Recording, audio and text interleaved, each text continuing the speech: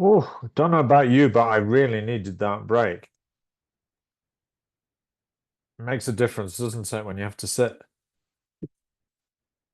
through a 2 hour session? Break is really needed to maintain your concentration. In the second half, language analysis, which is going to help us when we plan our lessons, and it's going to help us with one of the assignments, what's called the language related task, where we have to analyze some language. In terms of the meaning, the form, the pronunciation. And we'll look at how to present vocabulary. All right, so for this, you're going to need your handout. Sorry, your handbook. The TKT trainee handbook that you were introduced to probably in the first session on Monday. Just to remind you what it looks like.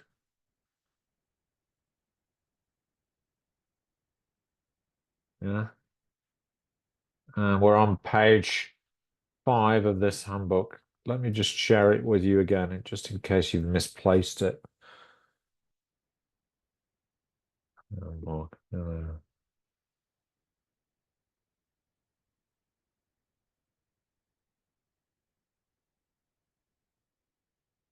Bit heavy, but there we go. Share it with you again. And it's Unit 5.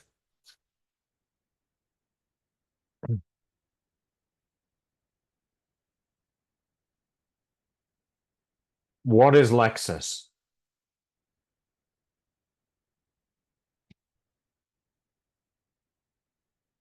So the question is, what do you understand by Lexis and how is it different from vocabulary?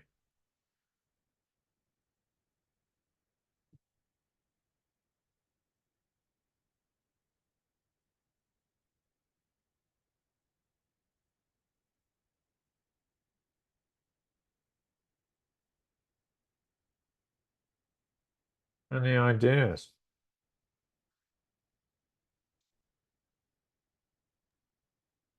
To be honest, I don't have any idea.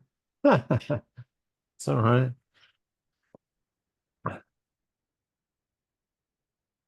I'm sorry, could you repeat again the number page, please? It's Unit 5. Just look for the units, yeah? Because sometimes the pagination is different. So just try and find Unit 5 where it says, what is Lexis?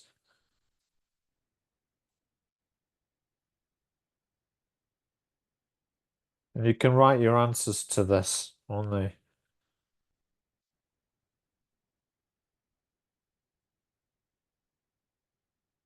directly on the handbook.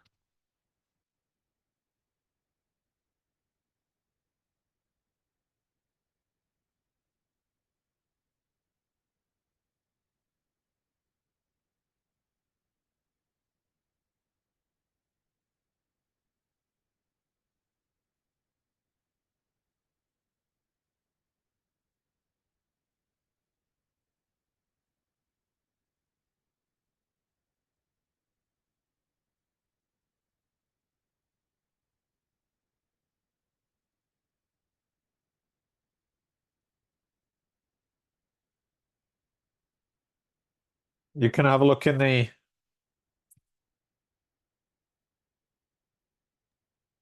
glossary to see if there's an explanation of what Lexis is.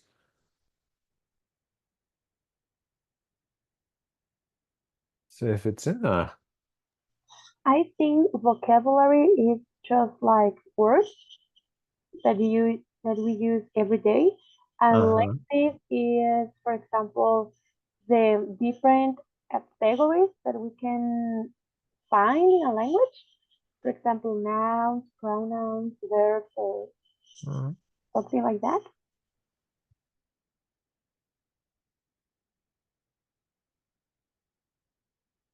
Let's just have a look at the definition. And If in doubt, always go into the TKT glossary, yeah?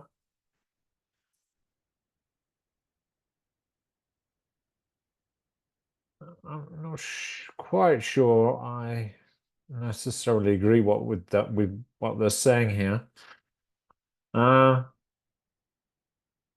Lexis, individual words or sets of words, like homework, study, whiteboard, get dressed.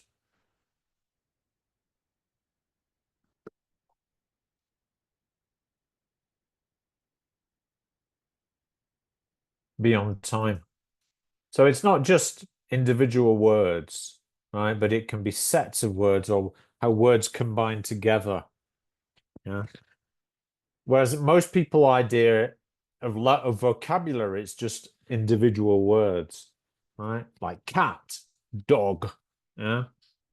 But Lexis is wider, so it includes things like phrases, yeah, and collocations. Be on time.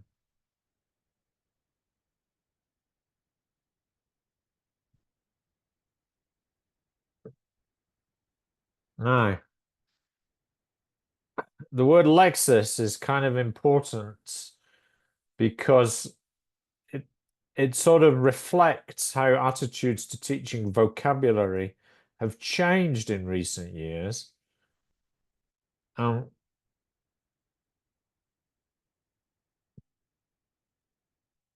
And the word Lexis, rather than the more familiar vocabulary, reflects a fundamental shift in understanding about how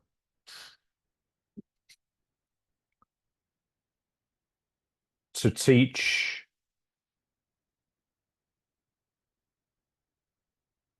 language. So, vocabulary typically refers to single words like dog, green, wash, and sometimes very tightly linked 2 or 3 word combinations like stock market, compact disc, sky blue. So the concept of Lexis is bigger. It refers to our internal database of words and complete, ready-made, fixed, semi-fixed, or typical combinations of words that we can recall and use quite quickly without having to construct new phrases and sentences word by word from scratch using our knowledge of grammar.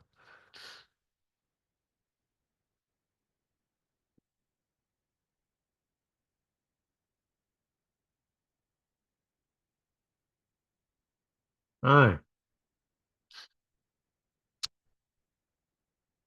This leads us on to what do we need to know about a lexical item in order to teach it.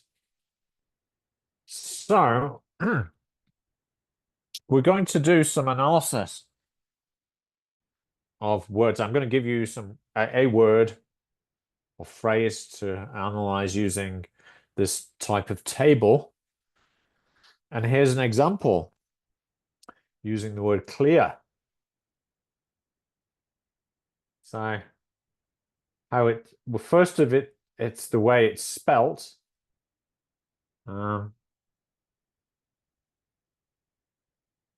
C-L-E-A-R. That's what we call the grapheme, is the way it's spelt visually. But well, we've got to also consider the audio or pronunciation aspect. So how many syllables does it contain? Clear, 1 syllable. What's the stressed syllable? Well, there's only 1 syllable, so it has to be that syllable that's stressed. And it's clear.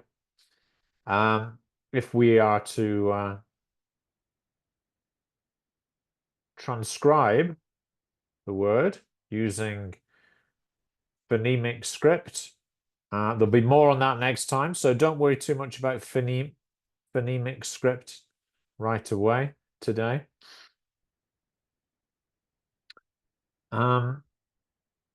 What's the part of speech? Well, it's adjective. Yeah, a clear day, a beautiful day, beautiful, clear day.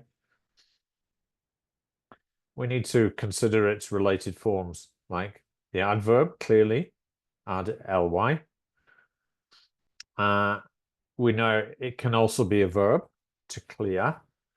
It's a regular verb, so its inflection is ed, and it's intransitive. So it doesn't need an object, although it can have an object, like to clear the room. The room would be the object, but it doesn't always need to have an object, so it's intransitive.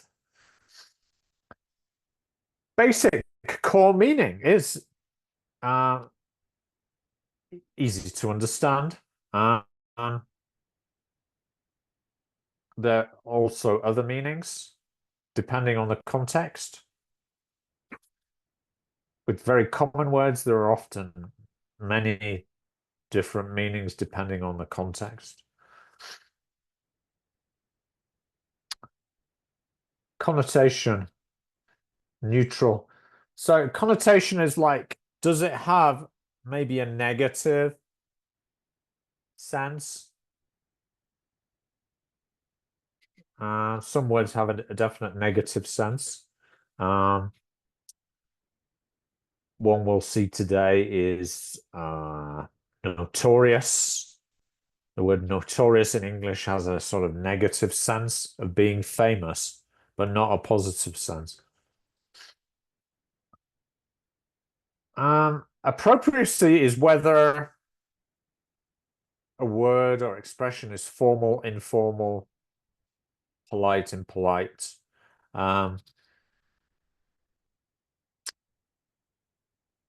Clear, it doesn't have a particularly, it's not particularly associated with a situation where it's formal or informal. If you ask a question like, is it clear? That's neither formal or informal.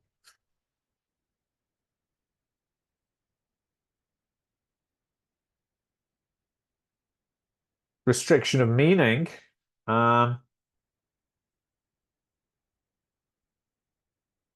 It's like there are certain limitations on words it can combine with. We can't say a clear dress, but we could say clear blue, like a clear blue sky. Collocation, these are words that it often goes together with, like clear skin, clear day.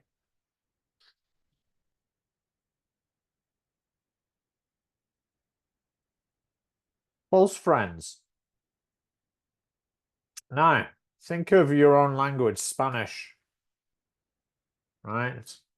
Now in Spanish, we can say claro de huevo, can't we?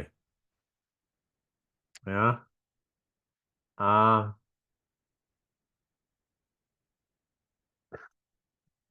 Whoever wrote this didn't get it quite right, but in English that will be white of the egg, not clear of the egg.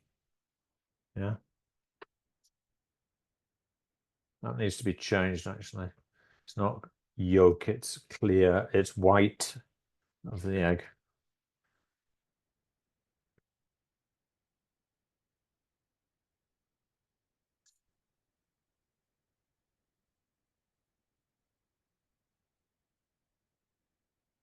But in most senses,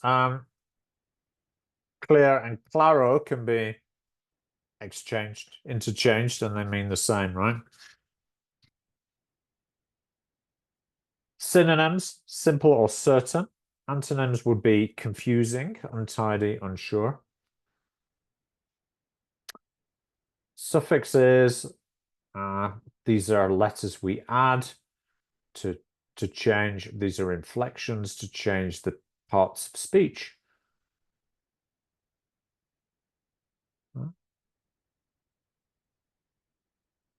So clearly makes it into an adverb. Clearing is a noun. Right? There's like part of the forest where there's no trees.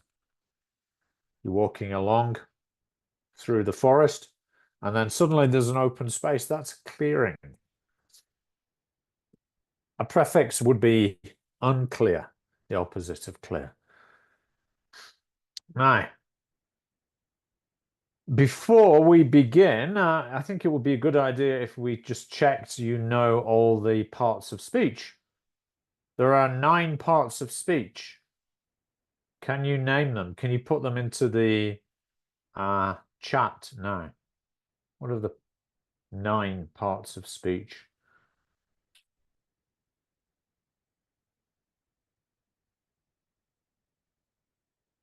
We've mentioned noun so far.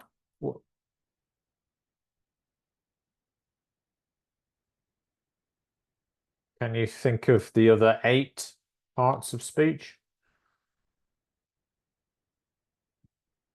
Write them into the chat. Adverbs, yes.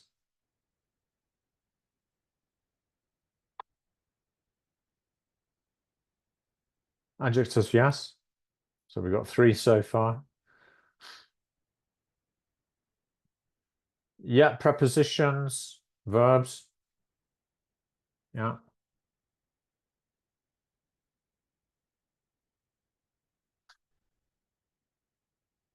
Pronouns. Yeah. Yeah, articles are actually part of what we call determiners. Like, because articles are and the, but we also include in this category that, there, because those are determiners. Conjunctions, yeah. So how many have we got so far? 1, 2, 3, 4, 5, 6.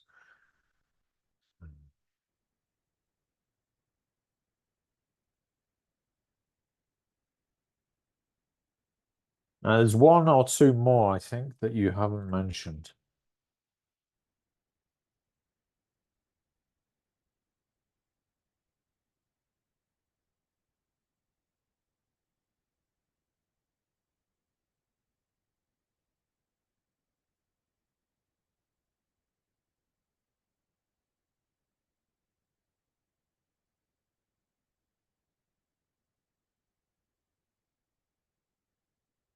Ah, yes. How about interjections? Can you give me an example of what an interjection is?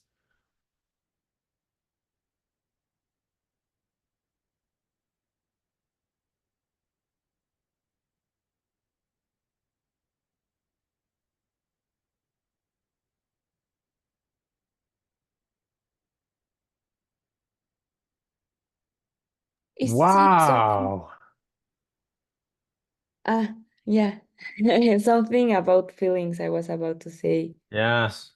about emotions. Yeah, like ouch. Wow. Yeah.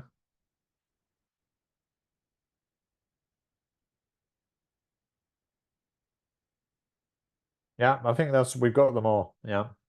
Okay, because you might, for this next task, you might need to know what the parts of speech are. So, I'm going to give you each a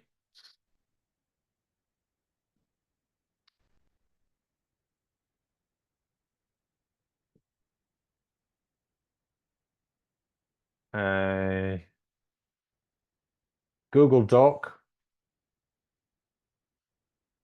with this table on it, and you're going to analyze the word. So my word is euphemism. Okay. Now I'm giving you a link to the Cambridge Dictionary online because this will allow you to check the issues of number of syllables and phonemes. All right. So if I click on here, it will take me to the Cambridge Dictionary online, and I'll look up this word euphemism.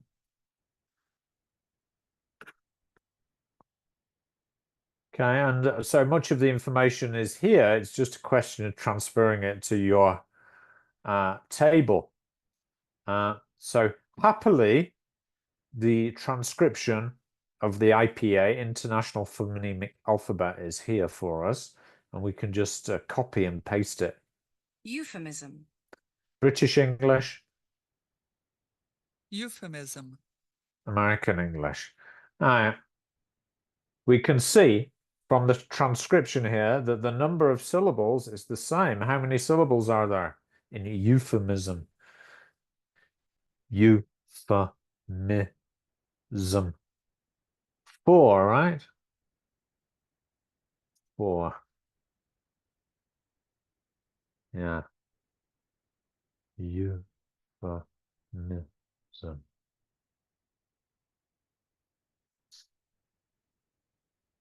Where is the main stress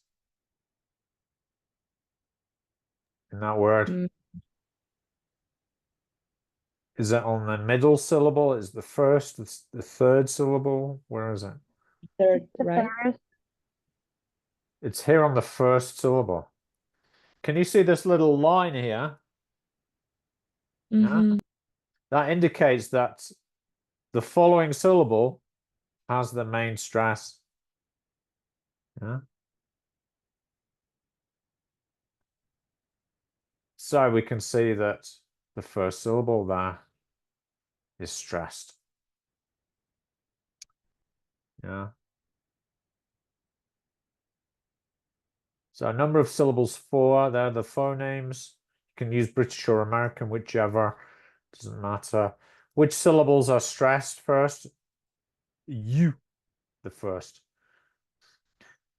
We can also see that it's a noun by looking at the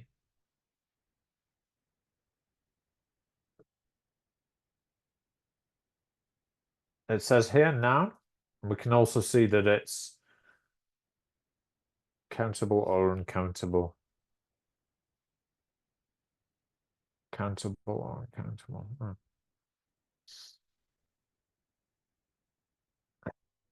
So it can be both. Countable or uncountable. Then we've got a basic meaning, so we can also put that in there.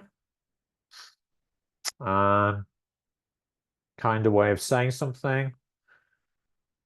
It doesn't really have other meanings because it's not very common.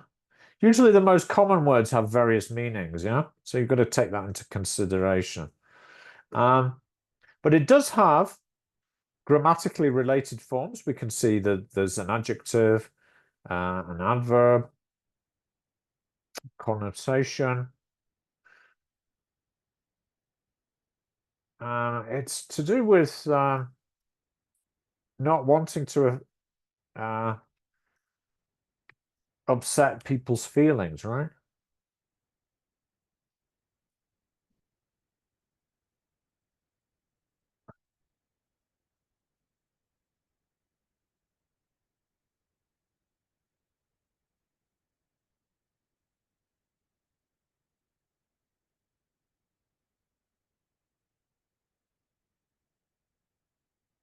So it's like being indirect so as not to offend people.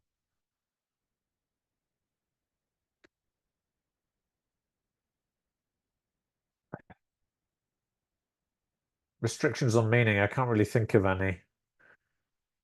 Collocates. Collocates are like, what other words does it combine with? Not many. Oh, 4. So we often say things like euphemism. Senior citizen is a euphemism for old person. So the collocation there would be 4 preposition.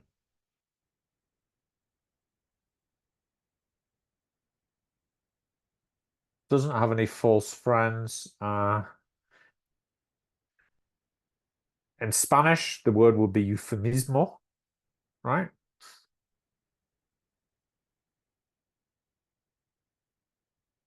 Lexical families, not really. Synonyms would be circumlocution. Antonym. Is that Diphemism. Prefixes, there aren't any. Suffixes, we've got the kali, ik.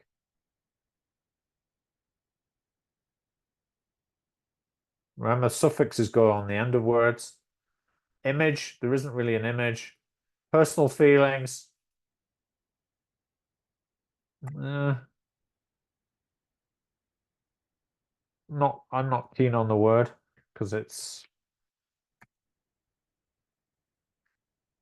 personally, because it's kind of indirect, not getting to the point.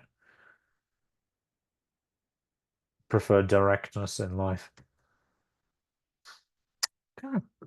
So I'm going to give you each a little task to do. So Gloria's not here. I'm going to give eyeball to Emmanuel. Okay. But now the strange thing about this is it's not a noun, it's a verb, to eyeball. Yeah. So I'm going to give you some time to complete your table with the word eyeball as a verb. Yeah. Check the meaning in the Cambridge Dictionary. You've got the link there. Notorious, I'm going to give to Liliana.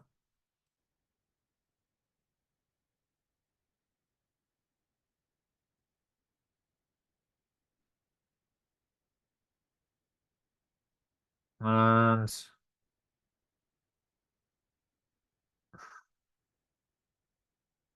Andrea, I'm going to give you watch.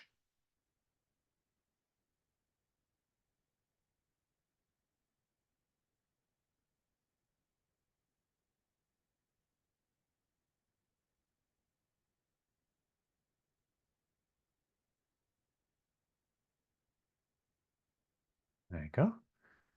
And finally, to Virginia, it's flatter as a verb. All right, you're not going to be able to complete all of this, but try and do as much as you can in like 15 minutes. And at the end, I will give you some suggested answers. Okay. So let's try it, see how much we can do.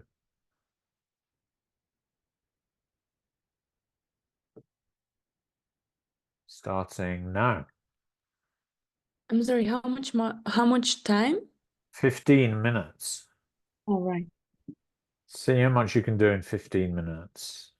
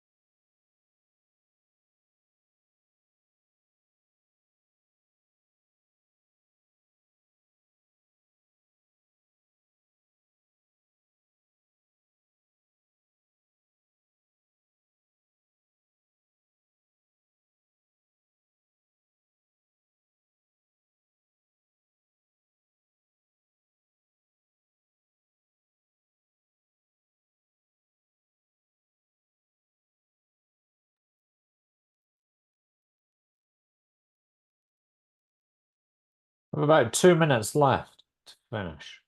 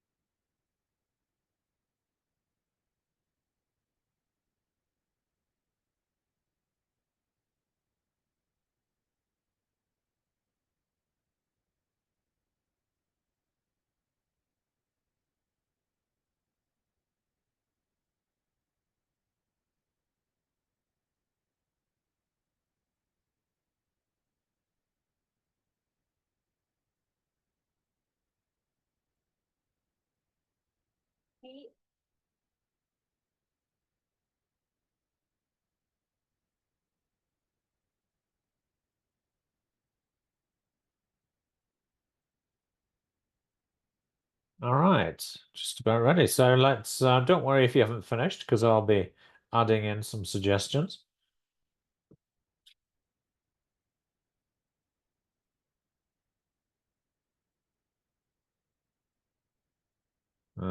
So let's start with Emmanuel's, and it's eyeball. So eyeball, does it have a positive or negative connotation, do you think? Emmanuel. Negative. Yeah. In what situations might it be used? If you stare closely at someone, I think that is impolite. So Yeah. Like, imagine, ladies, if you're in a bar, right, and some creepy guy like eyeballs you. Yeah. Would that make you feel comfortable? No, not at all, right? So it has a negative connotation, definitely. Yeah. Of making people feel uncomfortable.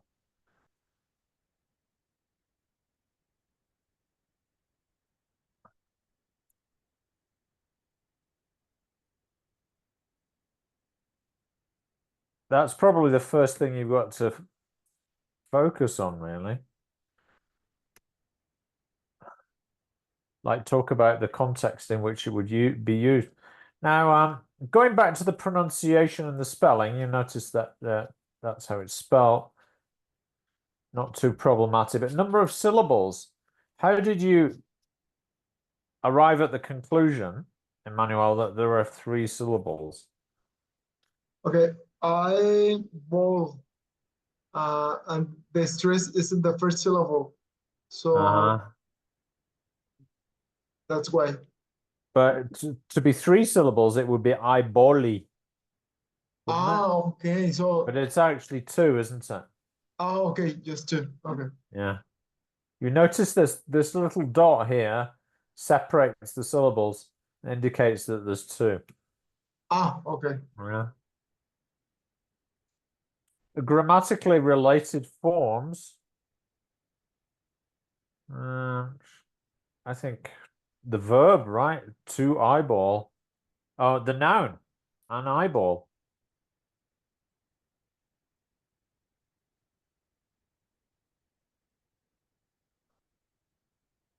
Basic core meaning, yes. Other meanings? Well, not really. Well, yeah, I suppose if you're looking at the noun, that's what it means, the whole eye. Appropriacy, I would say it's mainly used informally. I mean, if we're talking about going into a bar and being looked at, yeah, it's fairly informal, isn't it? It's not something you would use more formal situation. Any words that combine with it? Immediate collocates. Doesn't take a preposition. Don't think. false friends. No, it would have to be having a false friend, it would have to have a similar Latin-based word in that would be in Spanish, but it doesn't. Lexical families.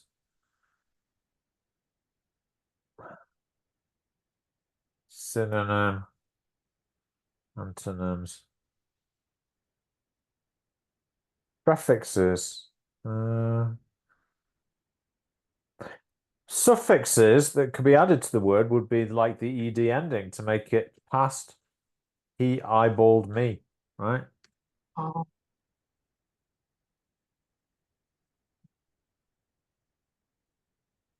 Uh,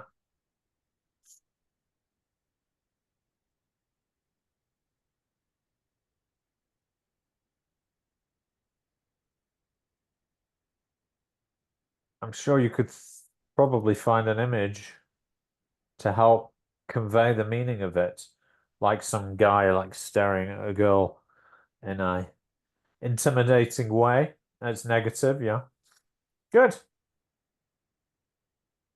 Okay, sometimes you can't find things for everything, so don't worry, but that was enough. On to Notorious. Notorious, tell us a little bit about Notorious then, please, Liliana. Okay, I think the word has 4 syllables. Notorious. The phonemes are notorious. Uh-huh. And I think the stress is in the second syllable. Uh-huh. It's part of a speech. It's an adjective.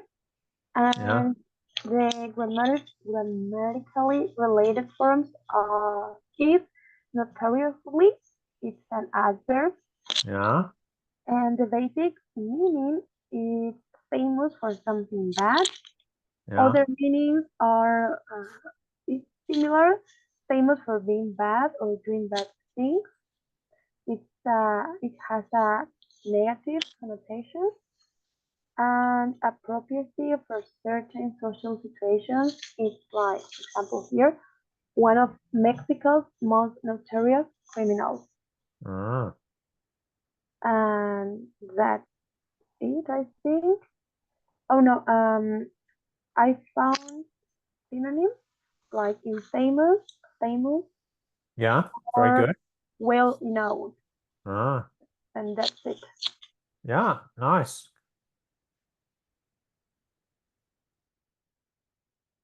Yeah, I'm not sure if I could think of an antonym either.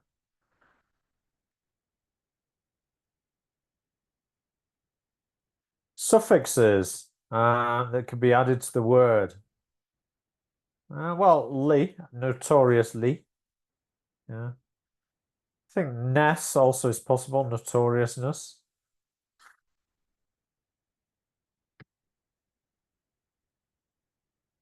Do you have any personal feelings about it?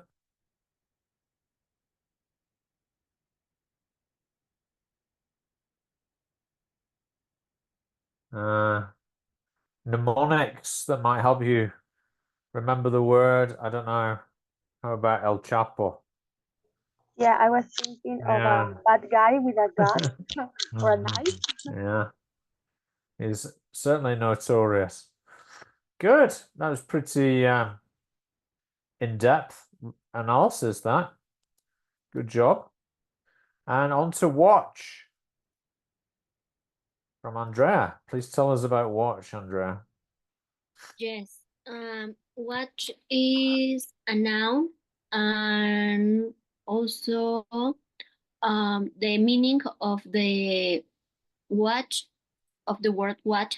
Sorry, it's a small clock with the word on the strap around the wrist, or sometimes connected to a piece of clothing by chains, Yeah. or a more easy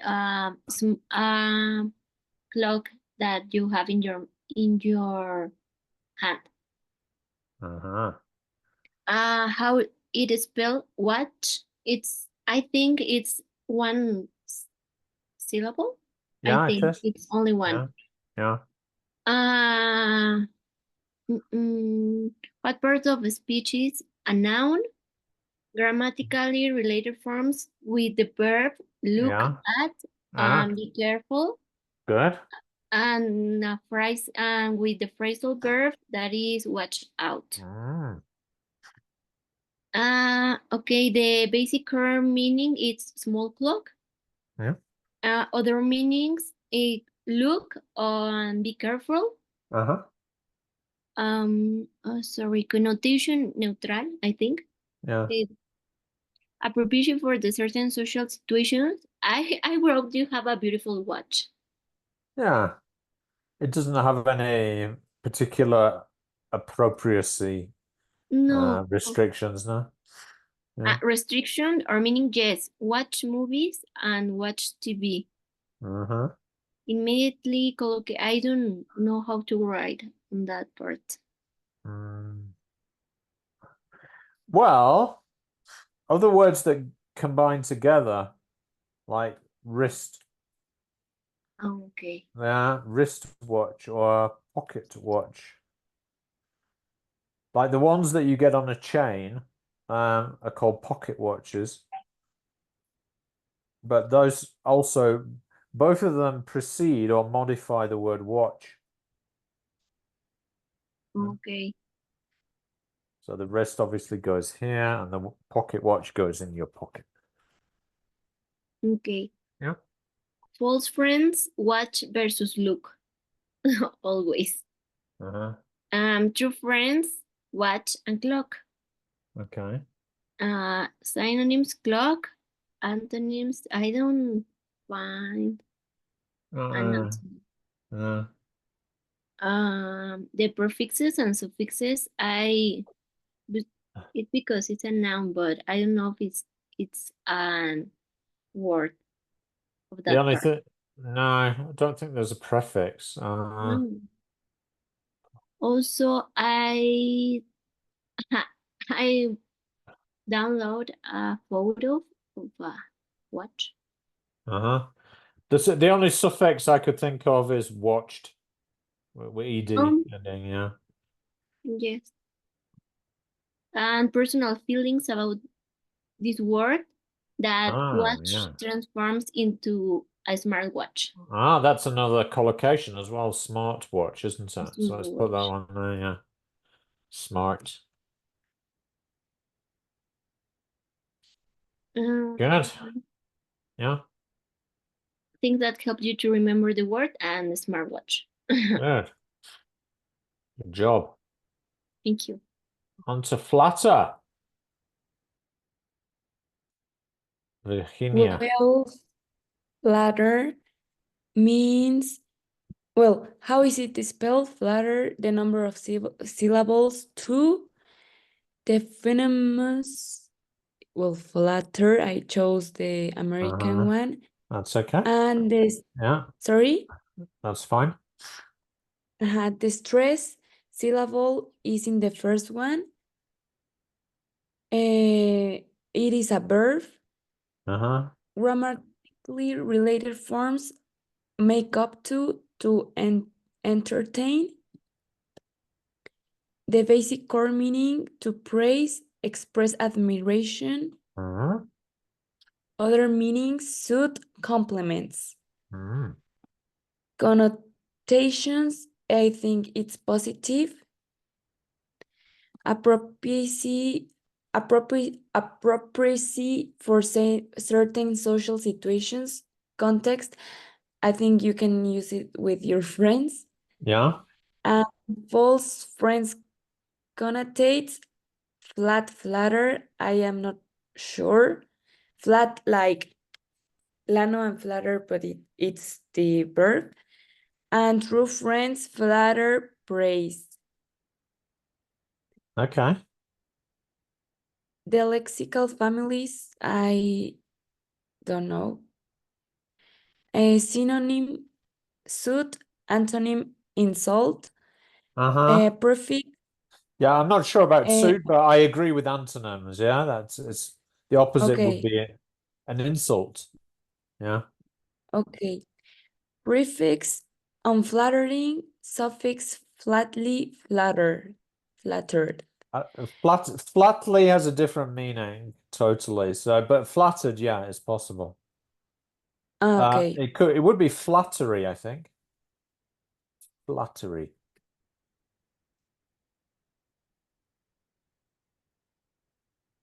Flattery. Yeah, flattered, yeah.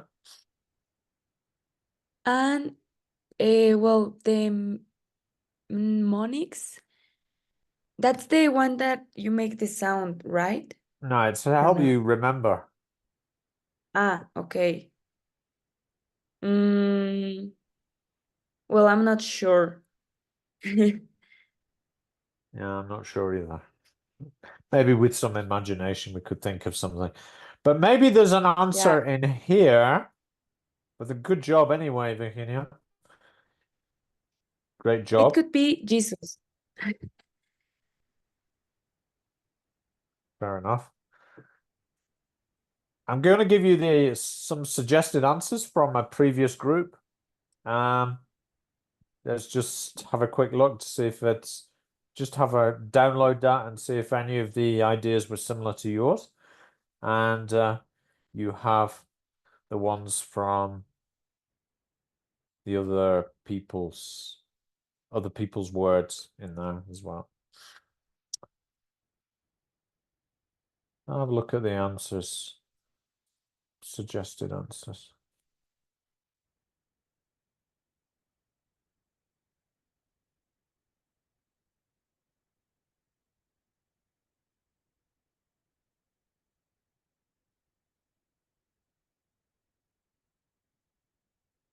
Have a quick flick through, see if there's any interesting differences.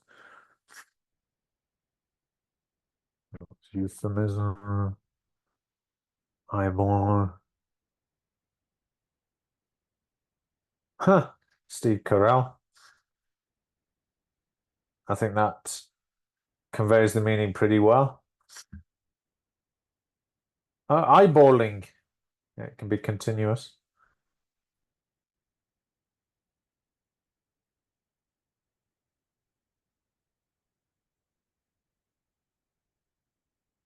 Notorious.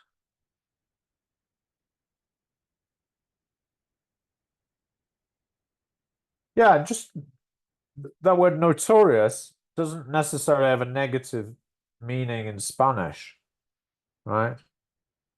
So here's an example. Es notorio que le agrade la clase. It's notable that he likes the class, right? So it's not necessarily a negative sense in Spanish. So that's why it's a bit of a false friend. Yeah. Because notorious definitely has a negative meaning in English. Oh, notorious big.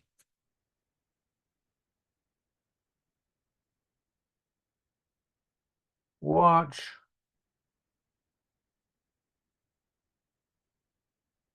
Oh, when it's plural, watches is you've got to add ES, not S. Did you think of that one?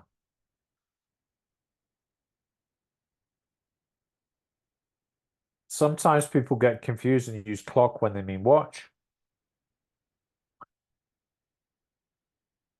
Picture. Count flatter.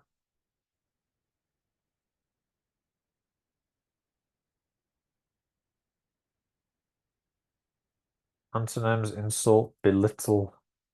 Phrase: congratulate, compliment, commend. Unflattering prefix. Visual image people have for this word: bootlicking, sweet talking someone. Can be a double-edged sword. Sometimes people can be insincere when they're flattering, can't they? Yeah. But sometimes it can be positive. So you've got to be careful with flattery, haven't you? Good. So there's a lot to it, isn't it? Knowing a word.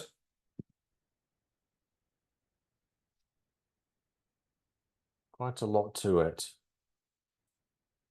Now,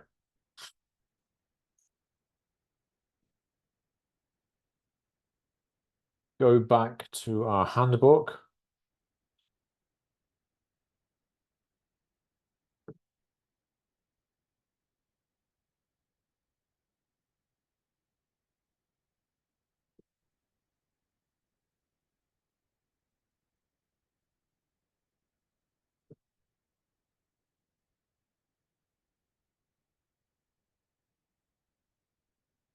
Let's do this question together. What aspects do teachers have to cover when they present the word or phrase the first time? What aspects can be taught when learners have already been introduced to a set of words or phrases? So it's asking us what basically the most basic, what do we have to teach about a word or phrase? I think as a teacher, we need to know first the 9 parts of speech. Yes. Second, if my students tell me, teacher, what's an adjective related to, I don't know, something? It's this, and this, and give them examples, for example.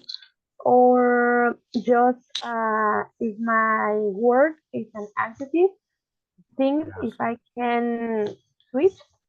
So it. that's form, isn't it? You're quite right. We have to cover the basic form, and it's the parts of speech. It's going to be one of the parts of speech, isn't it? But what about meaning? Is that important as well? So do we have to teach the basic core meaning? Do you think that's important? Yes, obviously, because Yeah. that's the way that we can use it in a sentence. Yeah. Well, yeah. The example is even more important, or not? I'll give an example. Yes. Well, that would be some context, wouldn't it? Yeah. If we put it in an example, then we can give it some idea of the context in which it's used. So that would be part of teaching the meaning. Yeah. But that's important. I also think the connotation is probably quite important as well, because if it's got some negative connotations, we have to be careful. Yeah. How about pronunciation? Isn't that important? Yes. Yes, Because it is. Yes. we need to be able to say the word, don't we? Yeah. So probably the number of syllables, Mm, which syllables are stressed.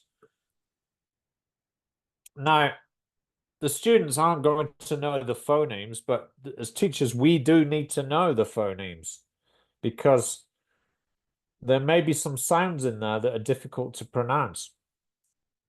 Right? And by knowing the phonemes, we can identify any possible difficulties. There'll be more on that next week, yeah? With Tanya, I think, is going to do some pronunciation with you so that you can analyze the pronunciation. Question B, so meaning, form, pronunciation, right? The basics. What aspects can be taught when learners have already been introduced to a set of words or phrases?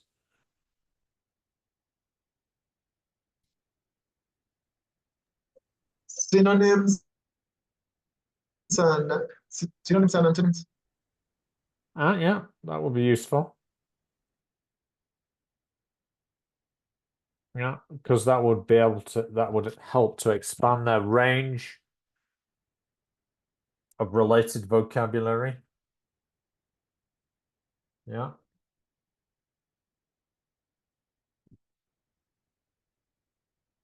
Maybe some collocations as well. Words that combine with the word. Also the meaning, right? Well, that's more basic. That's earlier. Yeah. The first time we need to be working on the basic meaning. Then we can perhaps work on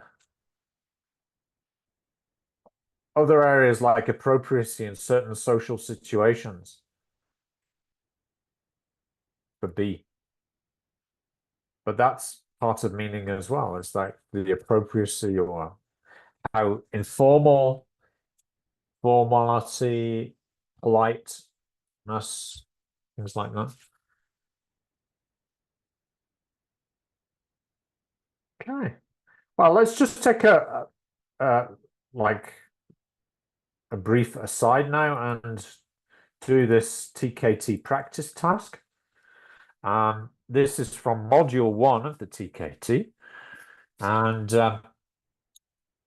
in module 1, part of what it focuses on is knowledge of language, like these language terms, like synonyms, collocations, lexical sets, words with suffixes, words with prefixes. Yeah. Once again, if you're not sure about what those terms are, here's the TKT glossary. I'll give you about 3 minutes to do this one. Match the examples with the categories. There's one extra option you don't need to use.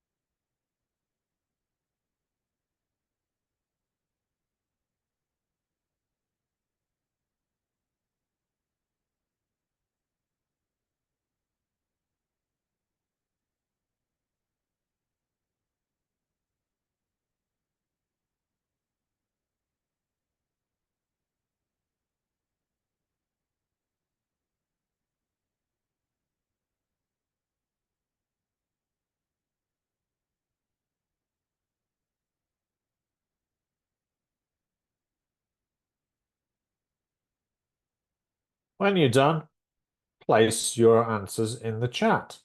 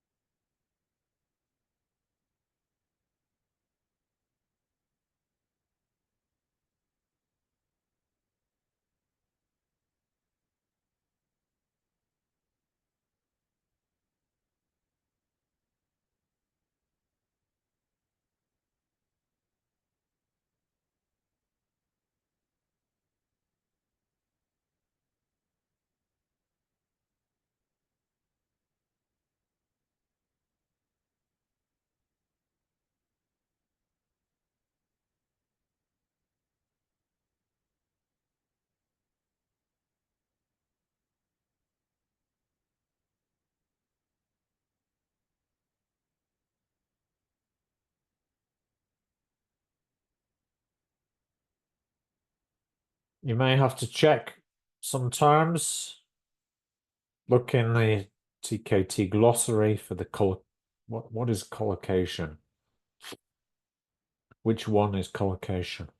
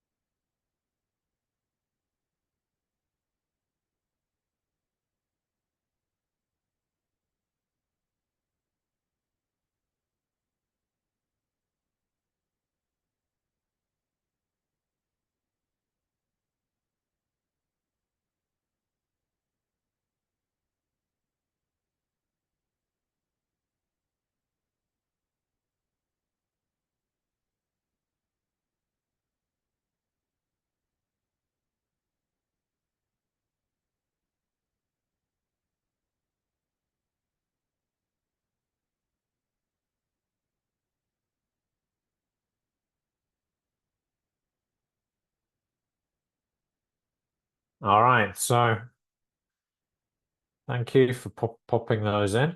So number one, words with prefixes is indeed correct. Well done, Andrea and Liliana. Number two is, no, it's not compounds.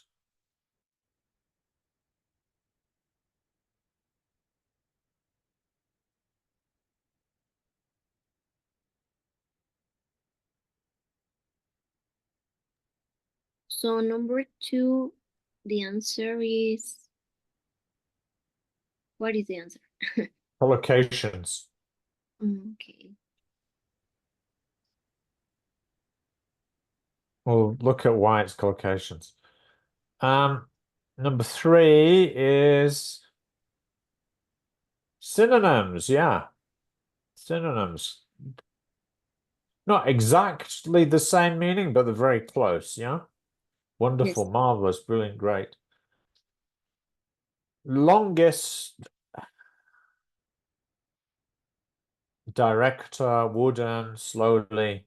Now that is suffixes. 4 is suffixes. Yeah. So Liliana was correct there. Words with suffixes. What are the suffixes? EST, OR, EN, LY. They modify the word at the end of the word and they change its meaning. That's a suffix. And oranges, apples, mangoes, and bananas are lexical sets. Correct. So just to check this idea of collocations. So collocations are words which are regularly used together. the relation between the words may be grammatical. For example, when certain verbs or adjectives collocate with particular prepositions like depend on, good at, or when a verb like make or do collocates with a noun like do the shopping and make a plan. Collocations may be also lexical when two content words are regularly used together, like we went the wrong way, not we went the incorrect way. So the ones here are collocations like heavy subject, and what is it? Other ones. Hard work. Yeah.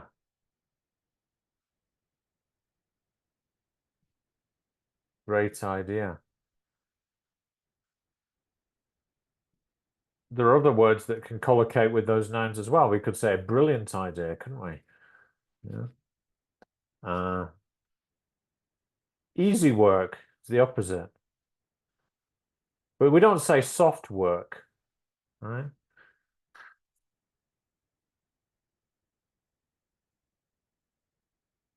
So there's certain words that don't actually go together. Yeah. Collocation. All right, now let's go on to teaching lexical items in Unit 6. I'm going to show you a video of me teaching some lexical items. Okay, I'd like you to note down the suggested procedure. Okay, what did I do along the way as I was teaching this? Maybe I'll just give you the lesson plan as well so you can follow the lesson plan. Just give me a second.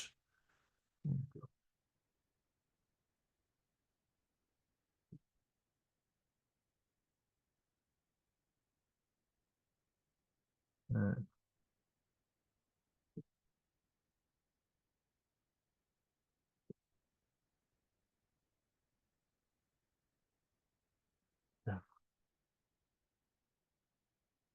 Me too. Yes, here we are.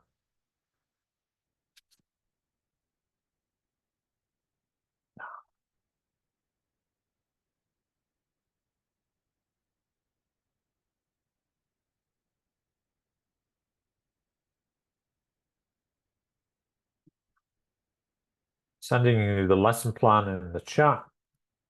It'll be about 20 minutes, I think, watching this. So you've got plenty of time to make some notes. There we are. It's intermediate level. It's online. So it'd be similar to the way that you'll have to give your lessons here on this course. So please make a few notes as you watch.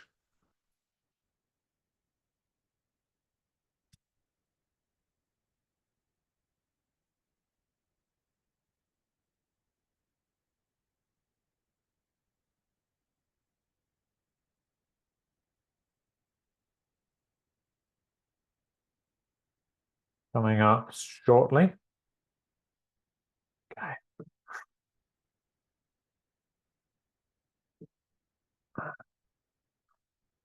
There we go.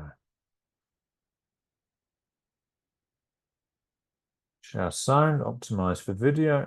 Here we go.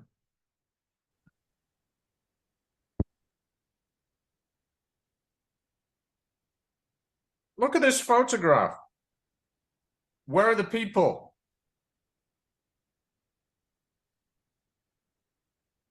In a costume party. Oh, good guess, but no. In a concert. Ah, look in the background. Can you see trees and grass? Yes. Okay, so it's in a park, right? Yes. What do you think they're doing in the park? Celebrating something. Not exactly. Dancing? Not dancing. It's like a therapy. It is a therapy, yes. And it's what type of therapy? Laughing therapy. Laughing therapy, exactly. Yeah. Were you here last time for this one? What's the name of the therapy? Locking? Laughing therapy. Ah, Or okay, laughter, okay. laughter Ah, therapy. okay. Yes. Yeah, Laughter yeah. therapy. Yeah. Okay, laughing. All right. So we're going to read about a short text about laughter therapy. Okay, but before we do so, let's look at these words. Chemicals. All right. Do our bodies produce substances that make us feel good? Do our bodies make substances that make us feel good? What do you think? Yes or no? Yes. Yes, okay, so these chemicals make us happy, even when the laughter is fake. Fake, is fake real or false? False. Really, False. it's false, isn't it? When it's fake. Good. Now, I'm going to show you a link through the chat.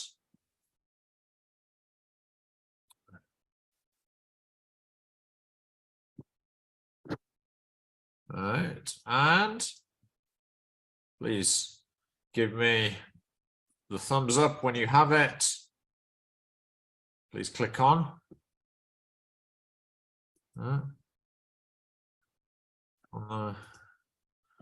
Yes. What you get is this.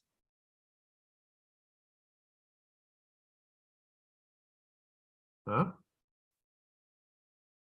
About laughing therapy. Right, right. So I want you to please read the article quickly in about 3 minutes. And you've got to match the numbers, the paragraph numbers. How many paragraphs are there, Ebet? How many paragraphs can you see? I see Yes, I can see 5. 5, exactly, yes. And you got to match them to the letters here. All right. So A, B, C, D, E. There are 1, 2, 3, 4, 2, 3. Yeah, Okay.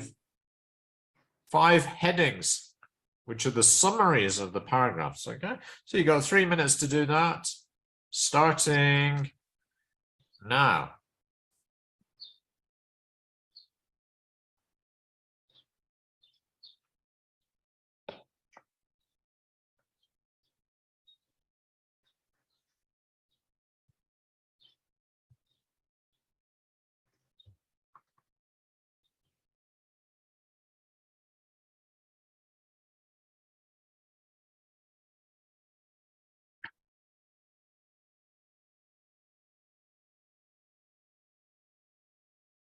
Purple button here. Huh? So if you think it's A, paragraph 2 could be, then you submit at the bottom. Yeah.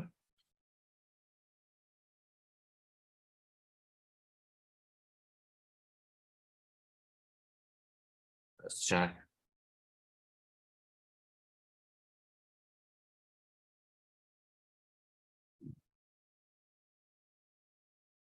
Just got one response so far. Come on, guys, send me your responses. If you're not sure, just guess. We'll check the answers shortly.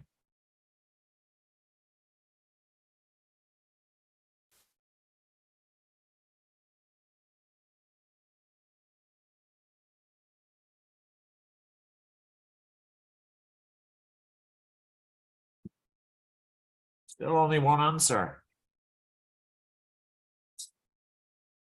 Please. Just press submit.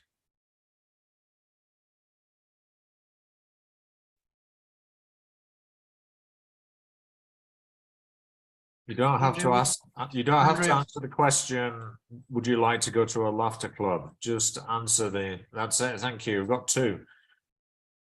Sorry, you had a question. Una duda? Question? Yes. Go on. What's the question? All right, let's go on and check the answers then. Okay, so it worked for me. Try it yourself. Okay, the answer is actually paragraph 5. Most of us got that right. Well done. Okay,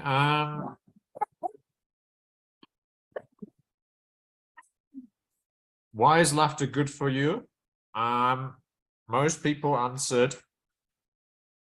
Can you switch yours off? Most people answered. Yeah, paragraph 3, that's correct. Start the day with a laugh. 40% were correct. That's paragraph 1. My first laughter class. Answer paragraph 4. Why was that? Let's have a look. Paragraph 4.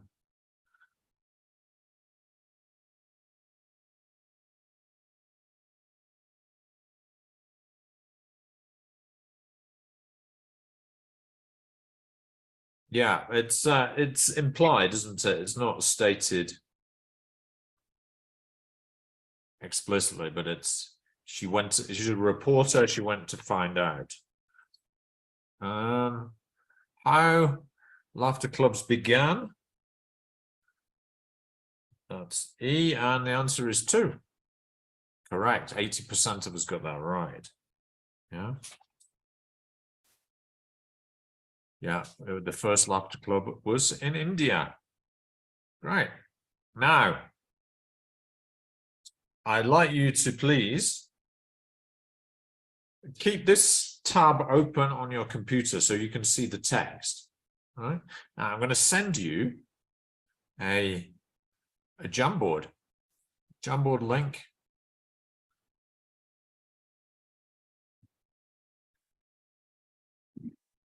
Through the chat. Please click on and you get this.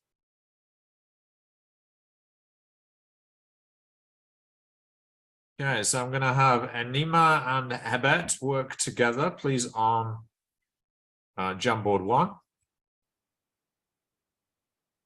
Sorry, Okay. Enimia, Yes. sorry. I'm here. Okay. Spelled your name wrong. There you go. Yeah. So what I'd like you to do is move these adjectives into the right column according to whether they're Like this? positive or negative, right? I'll give you a clue. Only 2 are positive. All right. So that's Enimia and Ebet on 1.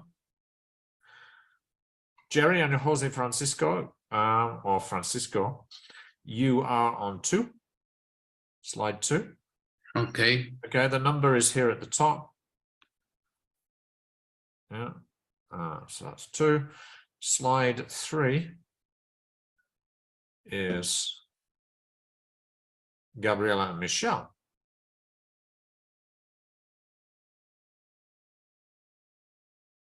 All right.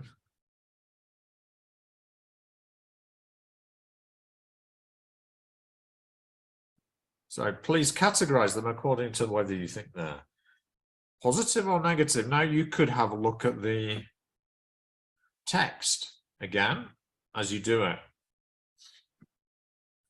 Some of them are in the text, some of them are not.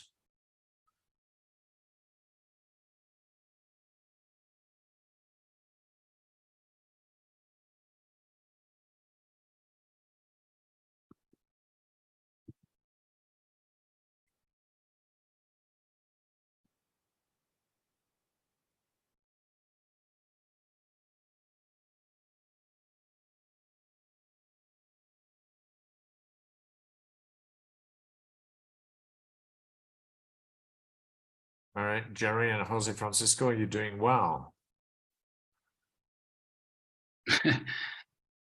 I don't know, Jerry. You are okay? Do you feel it's okay?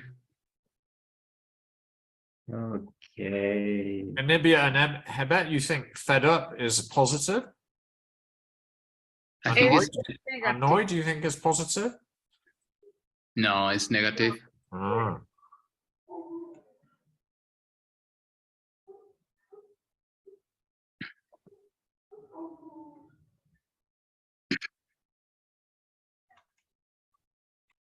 Yeah. So Gabriella and Michelle, well done. You are correct. There's only two that's positive, and that's satisfied and pleased. Good. Now, can I ask you some questions? All right, about the ones particularly in the text. Those are the ones we're going to focus on more a little, because they're more, some of them are a bit more difficult. Okay. So let's ask Jose Francisco. Yes. Now, Yes. it says here, I wasn't keen on the idea of laughing. All right. Now,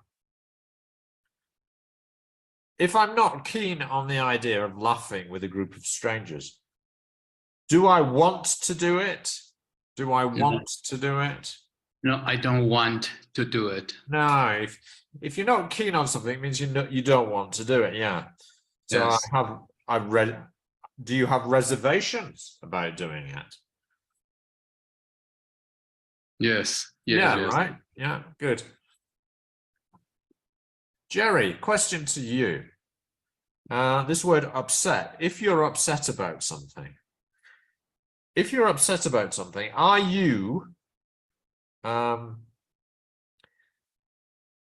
are you worried that something bad has happened? And no, when I am upset is when I am angry by something. Right, yeah, well, it's something that you're preoccupied about, right? You're concerned about, you're worried about, yeah? When you're upset, huh? Sometimes you have a bad feeling in your stomach, right? When you're Yes. upset, huh? Yes. Okay, and let's ask Enimia. Okay. Hi, Enimia. Hi. Now, this fed up with, yeah? If you're fed up with your daily routine, do you want to change it? Sure, definitely. Why? Because it's stressful, Uh-huh. and I want to try something else to make me happy. Yeah. Good. Yes, that's right. Good. Michelle, question to you. Yeah. If I'm annoyed, am I angry? Yes, I can see something like that, but annoyed is like I am upset. Yeah. Yeah. If I'm annoyed, am I very angry usually? Okay. Is it very angry or just maybe a little angry? A little bit. Yes, it's a little bit angry, really. Yeah, good. Now, let's work on the pronunciation. So we need this. Okay. Oh no, we've got to work on the prepositions now. Okay. So I want you to look at the adjectives in bold in the article. Okay. And decide which preposition comes after them. Okay, so good. You'll notice in the article. Yes. It says good, but if you look after the preposition good, what's the sorry, after the adjective good, what is the preposition, Ebert? At. At, yes, that's right, yeah. Okay, so At. so what we're going to do is work a little bit on the prepositions following the adjectives, okay? So it's just part A. Just do part A for this part, all right? I'm going to give you about 3 or 4 minutes to look in the article. Okay, if you remember, this is the access to the Google form with the article in it. So a few minutes to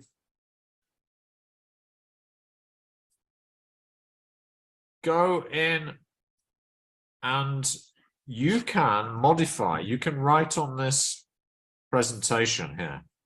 Okay, so please click on the presentation I've just sent you. So Ebert, you're going to be on slide 4. Oh no, sorry, that's the wrong one. I apologize. Let me delete that one. Yeah, delete the message. Okay, let's, it's not the right one. I've got to give you the access to the presentation. So the presentation is this one. Please click on the presentation. Okay. Okay, and then find your slide. So Ebert is slide 4. Okay. Jerry is slide 5.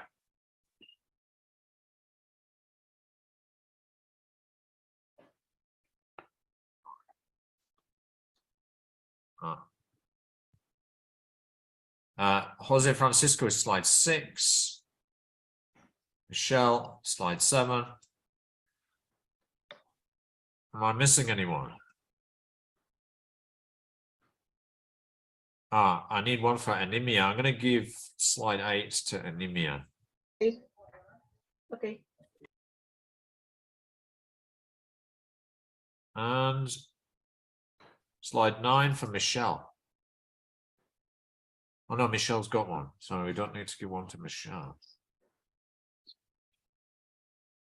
I got the 7.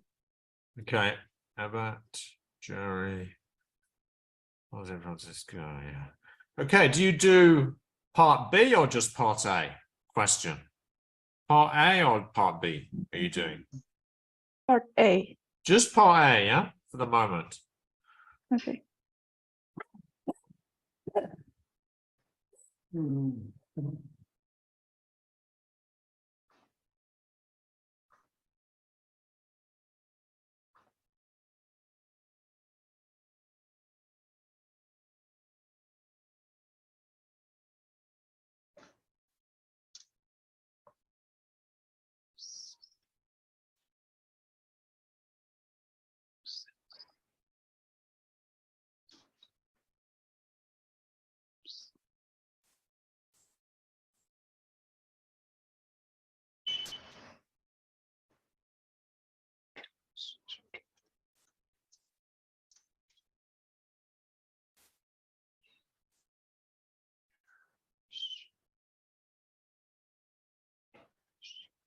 Welcome back, Gabriella.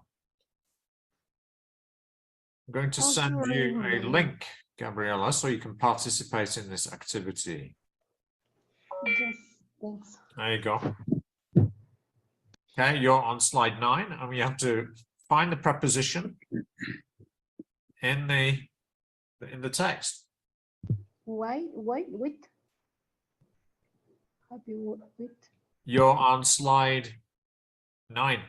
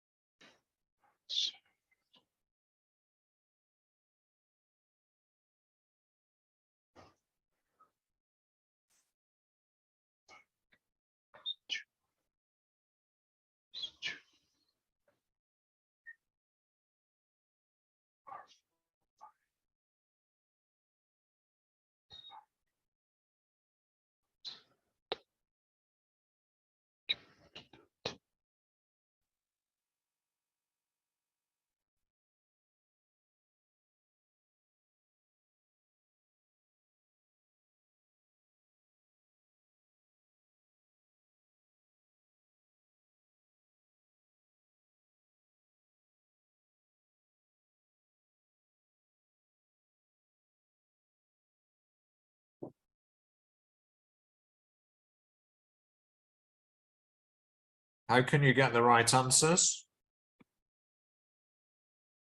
Well, you can check in a dictionary.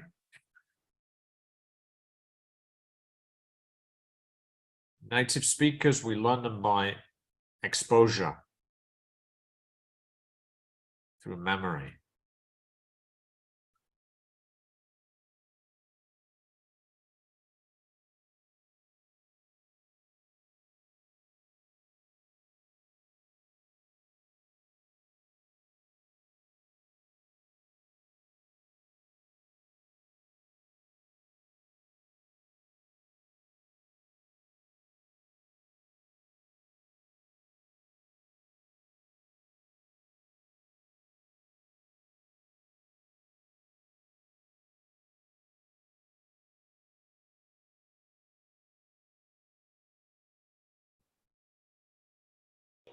With?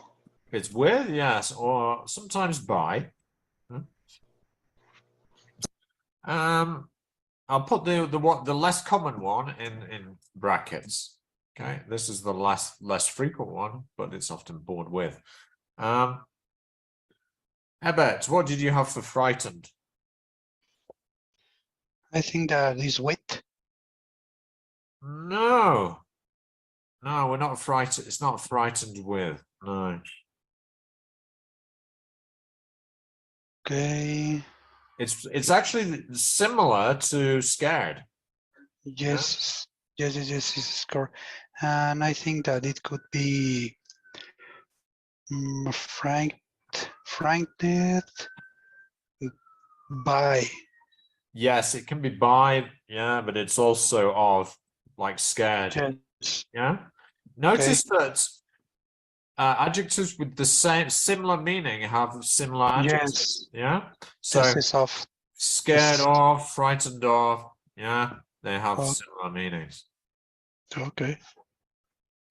But you can also say scared by and frightened by. Okay, got it. Yeah. And what about Jerry? What did you have for annoyed?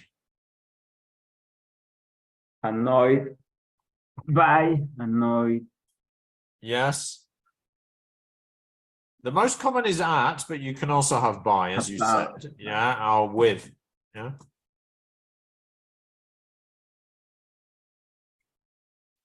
Good. Anemia, what did you have for bad? I think is about, No. but okay. It's like the opposite of good. Sometimes the adjectives we have an opposite meaning have the same preposition. Yeah. Okay. White. So bad is the opposite of good, right? So what's the Sure. preposition? At. Yes, we say bad at, don't we? And good at. Yeah. Okay.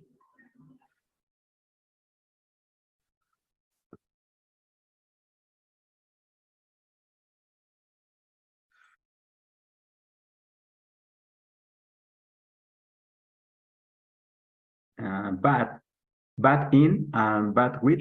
No. No. Yeah. Each person is going to have a slide. You're going to hear the adjectives and you've got to decide where they go. Okay, so let's do one as an example. So, upset. Is it column 1 or column 2? Upset. Column 2. It's column 2, yeah. Yeah, it is. Because I stress the set, right? Yes. Okay, so each person has their slide. Anemia, you are slide 11. Okay. And you can move the words into the right columns. Ebet, you are slide 12. Okay. Gabriella, slide 13. Francisco, slide 14. Jerry, 15. 16 is Michelle. I think that's everyone, right? Good. Okay, it's on the slides. It's on the same presentation. Okay, so I'm going to play you the words, and you put them in the right column. Yeah, easy enough.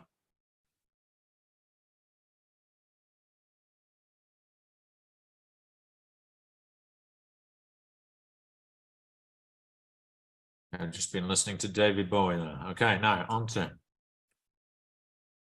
Oh, let's play. Give me the thumbs up if you hear it okay.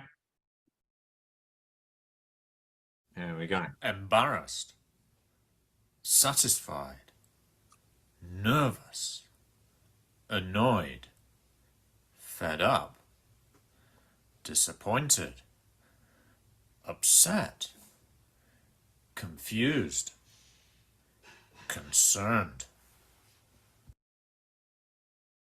One more time. Yes, please. Yes, please. Please. Satisfied, nervous, annoyed, fed up, disappointed, upset, confused, concerned. All right, let's check.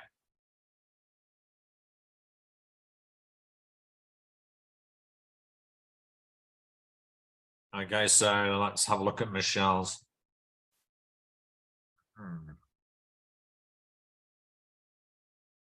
Okay, so what do we have in the first column? Anybody? Nervous. Good job, yeah. Yes. All right, Nervous. yeah, nervous. Yeah, good job. You counted that there were 2 syllables there. So we already have upset. What else do we have in column 2? Upset. Yeah, that's 1. Fed up. Fed up, yeah. Obviously, there's 2 syllables there, and yeah.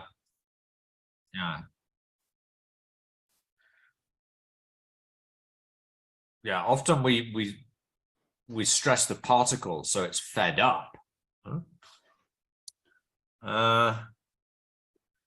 Okay, we're missing about 3 more for column 2.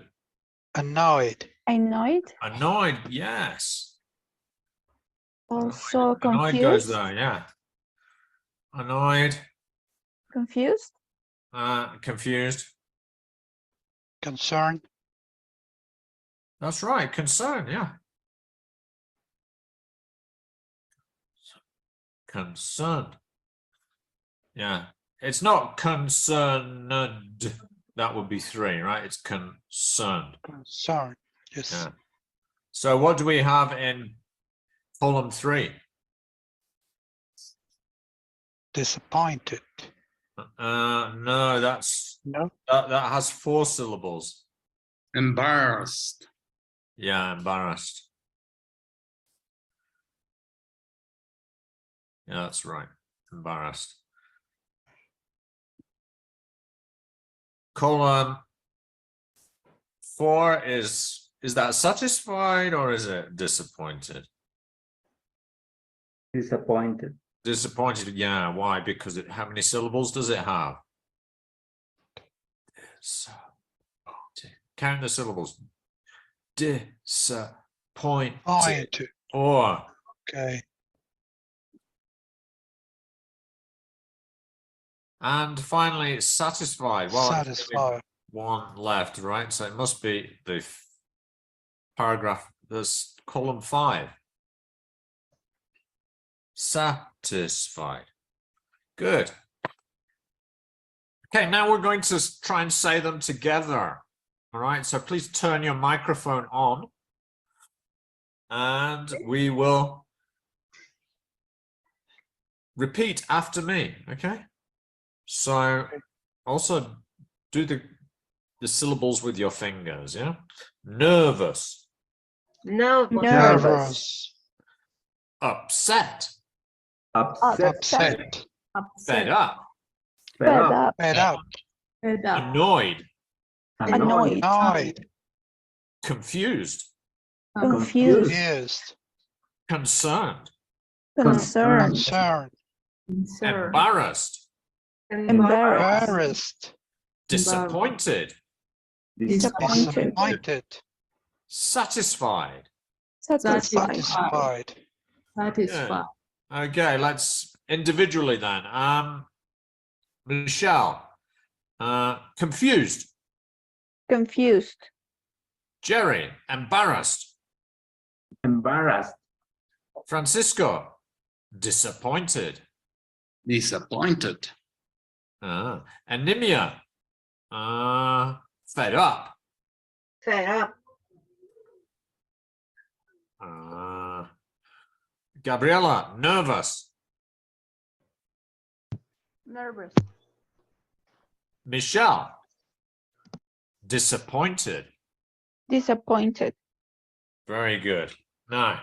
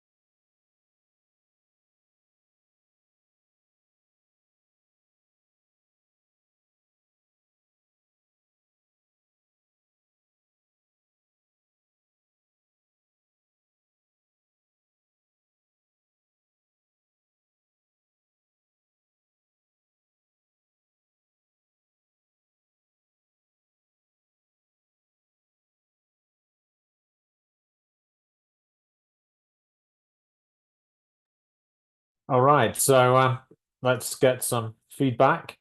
The language focus, what was it?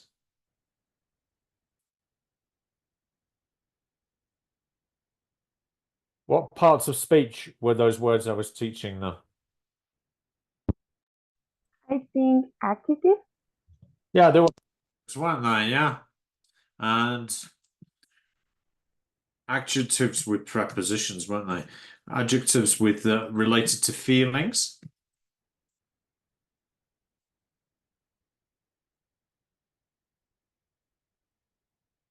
With prepositions.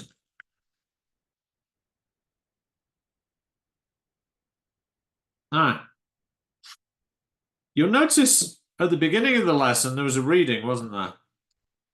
Yeah. So we normally have a lead in, which is to introduce the topic. What was the topic? The topic of the lesson. What was the theme or topic of the lesson? It was laughter, wasn't it? Laughter therapy. Yes. The article. Yeah. Why do you think we began with this article at the beginning of the lesson, and this is the topic? To get the students' attention? That's it, isn't it? It's to, well, give them something to talk about, and it's to provide a meaningful context, really. So we use a text to contextualize their language.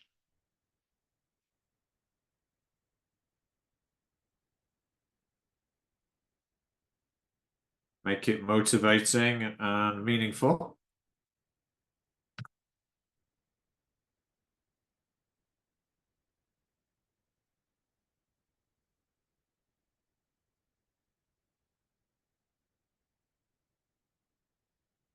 And you'll notice there was a reading they had to do, and they had to match paragraphs match headings to paragraphs, didn't they? In 2 minutes, 2 or 3 minutes.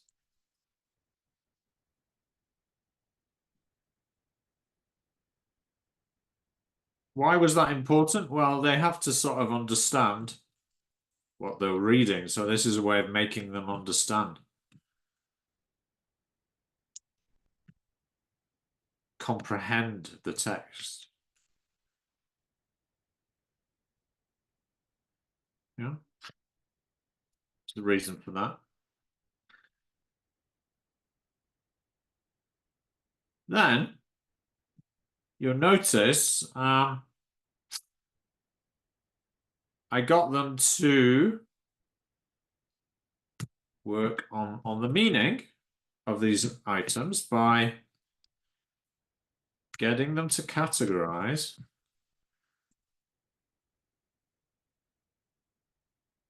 the words, phrases, because they weren't all individual words, were they? Some of them were phrases like fed up, not keen on, according to whether they were positive or negative.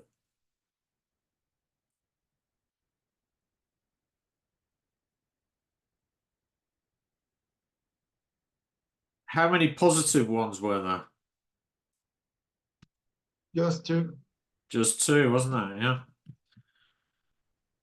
Yeah, but I didn't just rely on this to... I wasn't very confident that that was enough to help them with the meaning. So I asked some concept checking questions.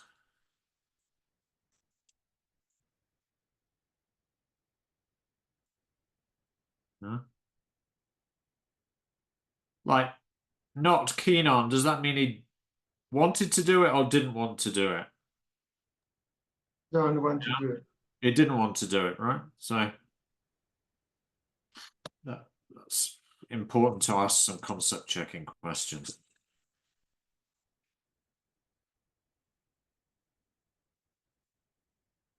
Now the form,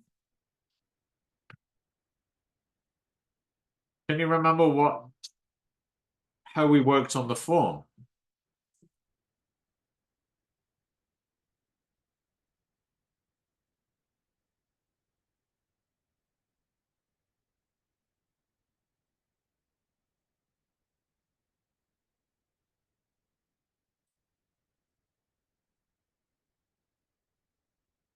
Any ideas about that? They were categorized by different prepositions. Ah.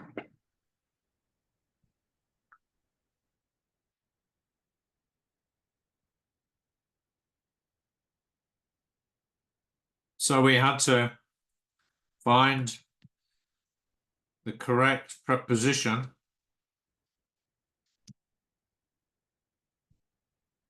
that goes with the adjective. How did they find those correct prepositions?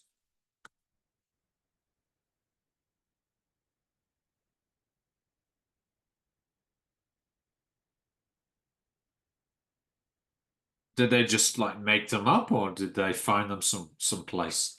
Where did they find those prepositions?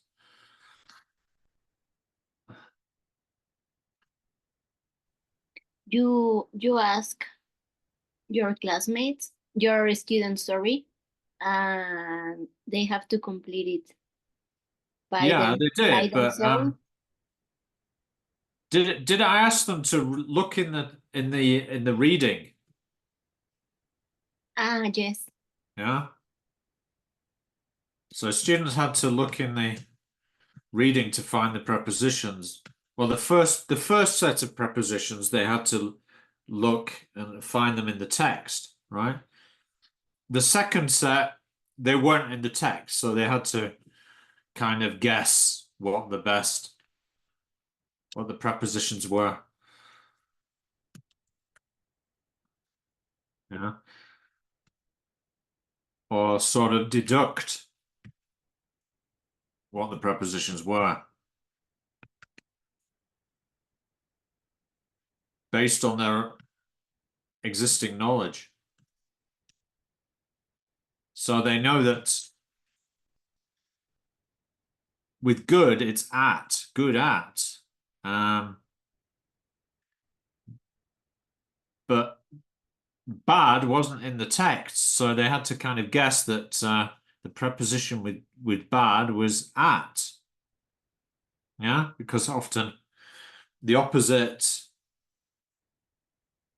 the preposition's the same, right? Terrible at, good at, wonderful at. Yeah. So if it's something good that you have ability with, or lack of ability, then it's at. Now pronunciation. What did we do there?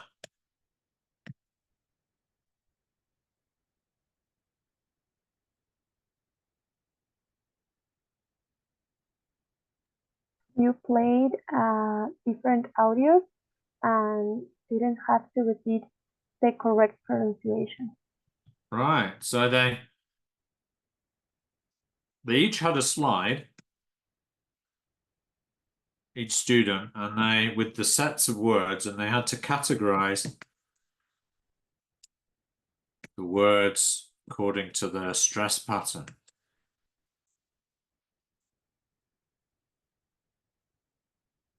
After listening.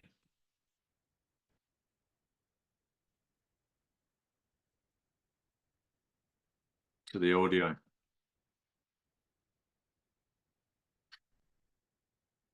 Then what? Did they get some practice? Very Yes. controlled practice, yeah? Yes, It's everybody repeated. Yeah, just repetitive practice, listening and drilling, right? So it's drilling. It's called drilling. It's just repetitive practice. So they get the chance to say them.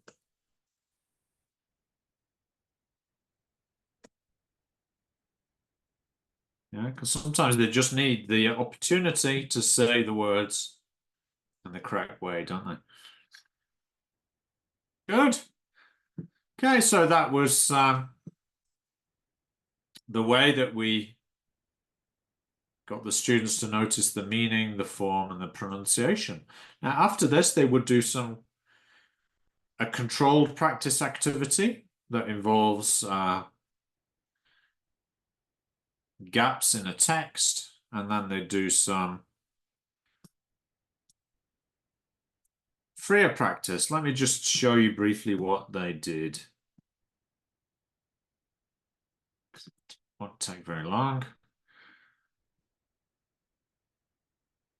Show you the controlled.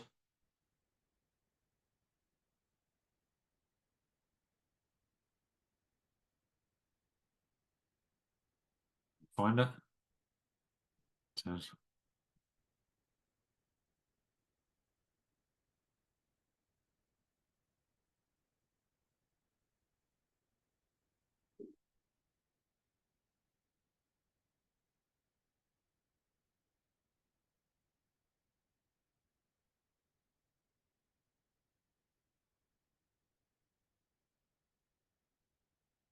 This is one of the practice activities they had to do.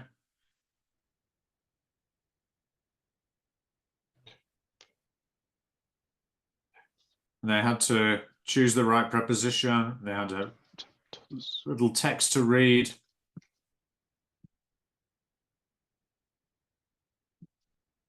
They had to choose the right preposition.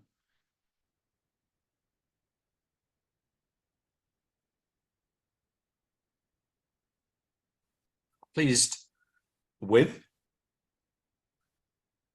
Yeah. And surprised by. Fantastic. Great job. Okay, then they did some. Okay. A lot.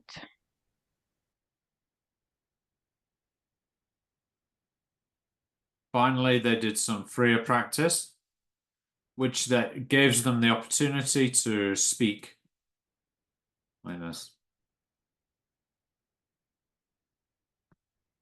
This is what the freer practice looks like.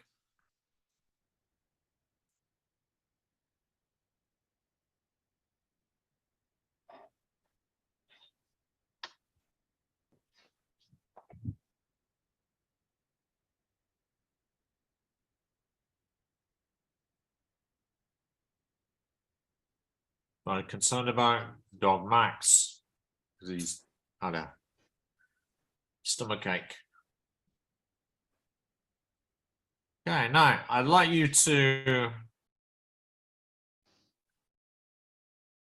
tell your partner about the people, all right, you've written about. So I'm going to have Ebet and Gabriela work together. Francisco and Michelle work together. And Jerry and Regina. That's everyone, right? Am I missing anyone? I have not a partner. Who's that? Anemia. Anemia. Okay. Okay, let's have you work with Jerry and Regina because Regina is recently arrived, so she may not understand. Okay. So you're going to tell your partner about the people and ask follow-up questions, right? It's not a test, but we want to get a conversation going, yeah? So my sister Julia is fed up with her job. So your partner asks, what does she do?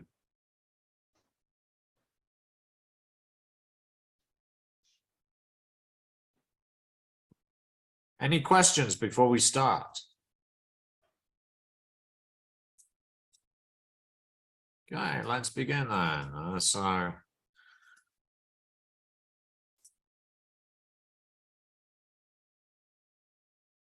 button, here we are.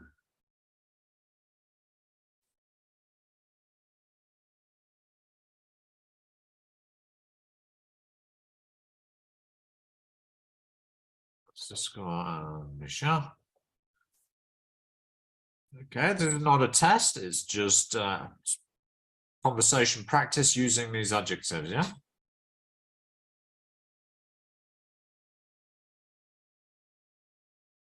Okay, let's begin.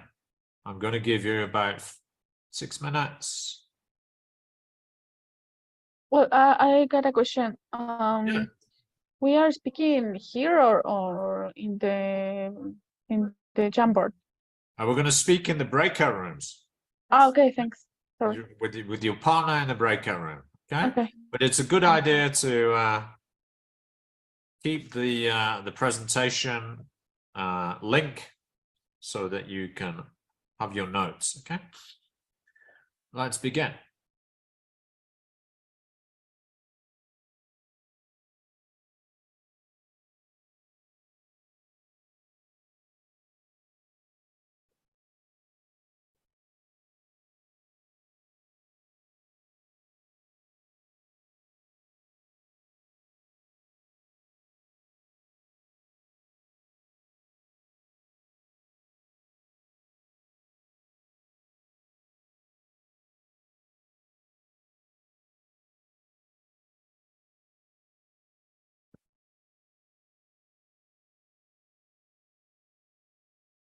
Okay, teachers, you can go join the rooms.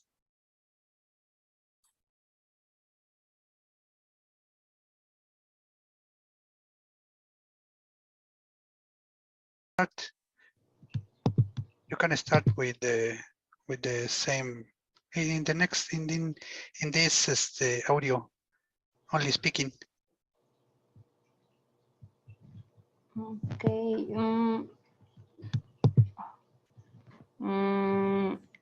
When the words is in the example, no?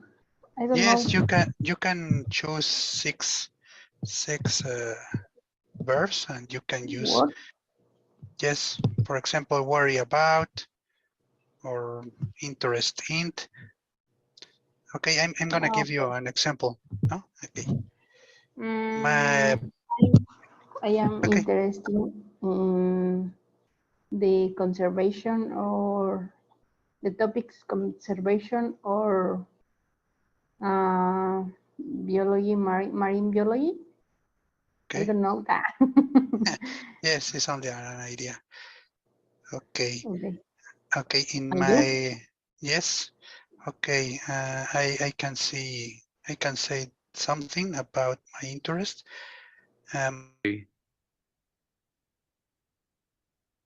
Okay.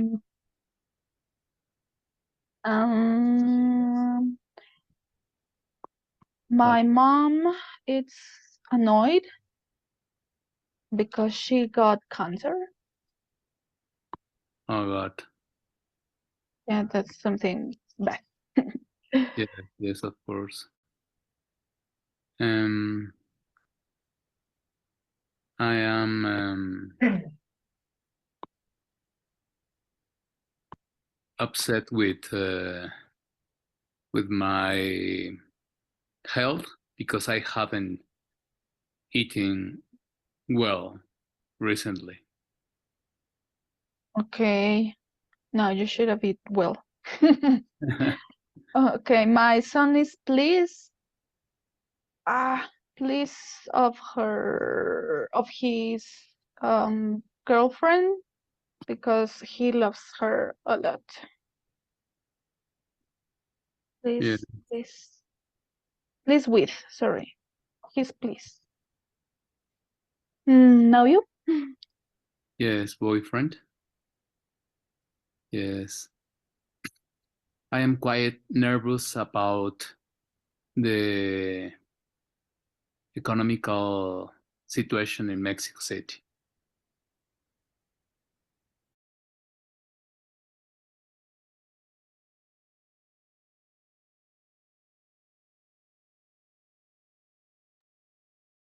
Well, you were able to see that to different degrees, the students were able to use the language that I presented in the practice. Yeah, obviously to different degrees of ability. So that was the purpose of the final stage, was to get them to use the language more freely so they could express themselves through their own ideas, right? Good. So that was a vocabulary lesson for you. Now, let me just go over, we don't have very much time left, so let me just go over some general points regarding procedures. Because you'll probably have to teach a vocabulary or a grammar lesson fairly similar to that in your teaching practices. So this is the suggested procedure. Set the context or situation. We elicit the lexical item or convey the meaning. We can check the meaning through CCQs. We can check pronunciation through the phonemes or stress. We can do choral drills or individual drills, and we can check the form or the parts of speech.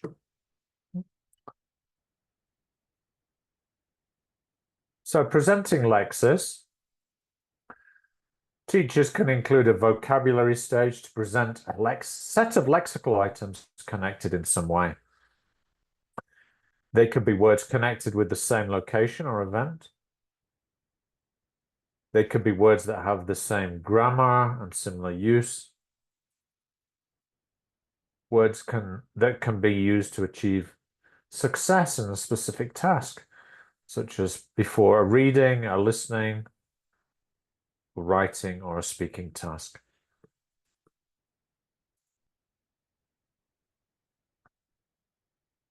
So when presenting lexis and language in general, teachers must cover meaning, pronunciation, form.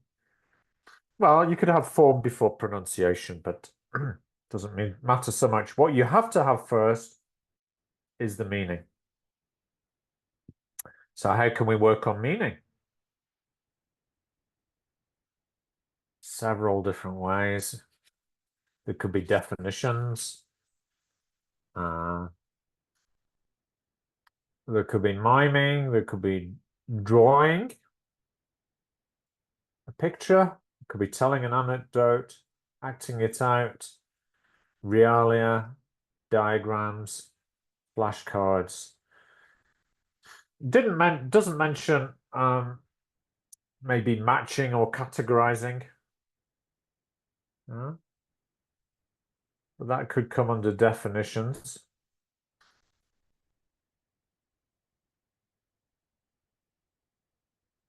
Don't think we're going to have time to look at the lexical items in the box and discuss how we can convey their meaning more effectively.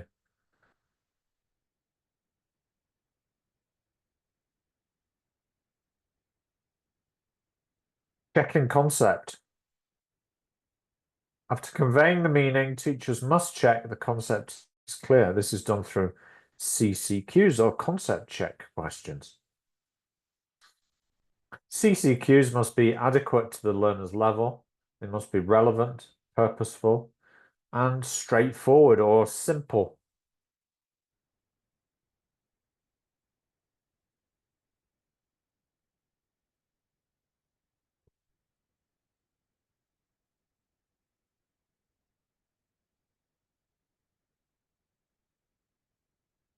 Checking pronunciation. Depending on the lexical items presented, teachers should check the number of syllables, which syllables are stressed,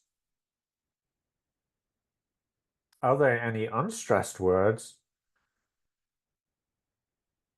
connected speech, and intonation. Now, don't worry about this because you're going to have a session pretty shortly on pronunciation. Yeah.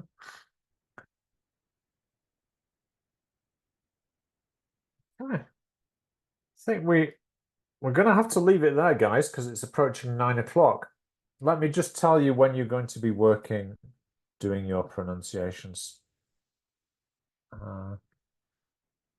Focus. That is going to be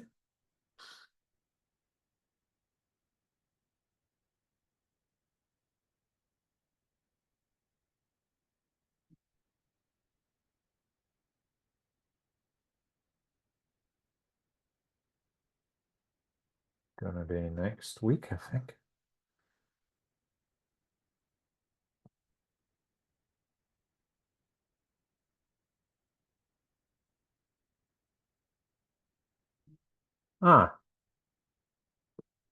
Not till September the 11th. Okay, so you got a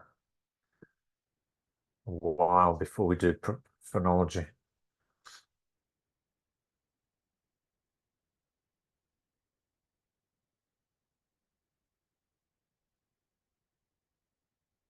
So on Monday, Tanya is going to do some more work on checking understanding. So she'll do some more work with concept checking questions for you. That'll be useful. And she'll help you to look at the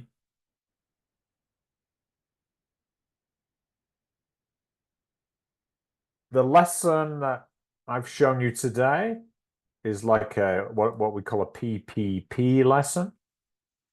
It's called presentation, practice, produce. And that was pretty much the lesson I just showed you. So she's gonna give you a demonstration of another PPP lesson, and you'll analyze it together.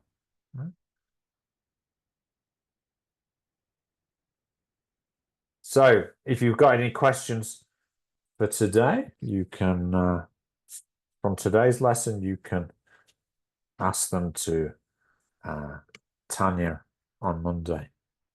I have one question, but about the asynchronous topic. Yeah. In the new page, it appears that is due to September 23rd. Is that right?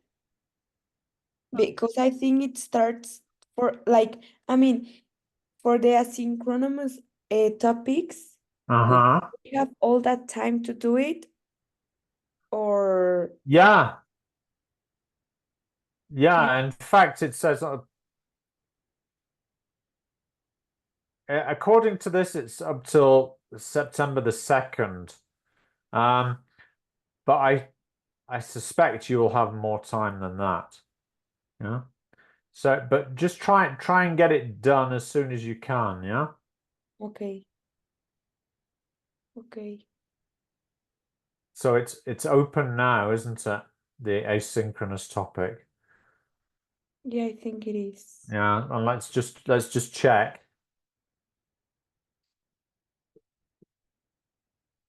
that it is the case. Because I can check right now. Have you had any other issues with the platform? No, I already started the activity. That's I great. haven't finished yet, but I already started. That's fantastic. Okay, so it's describing language and skills.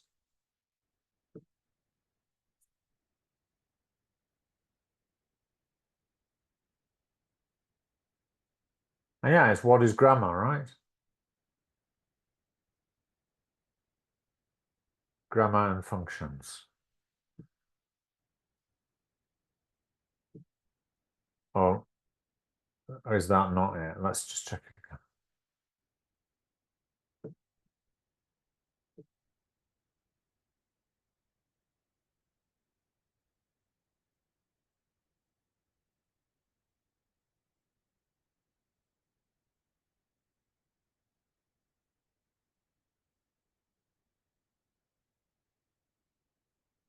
August. Yeah. Oh yes, it's describing, isn't it? This one here.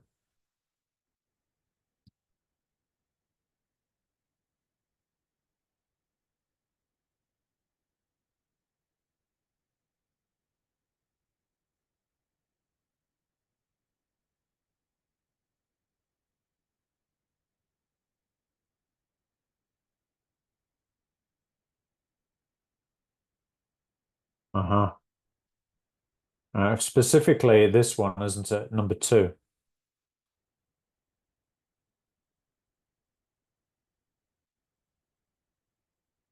So that's what you should be working on.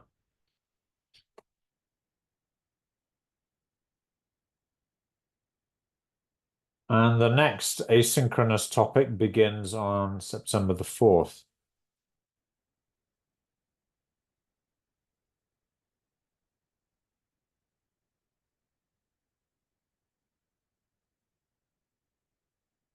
That will be Lexis and phonology.